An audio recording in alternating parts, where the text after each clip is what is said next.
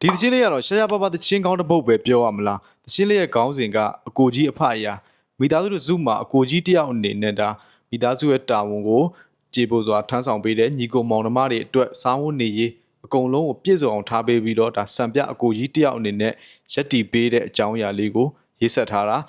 တေးရကတော့အောက်ကမိုးအေယာမြေ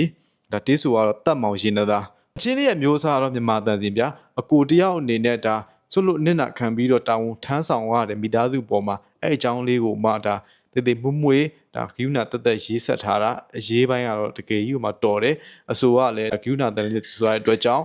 တကယ်လေးကိုမှပြည့်စုံတဲ့တခြင်းတစ်ပုဒ်ပါကဲနောက်ကြည့်ကြမယ်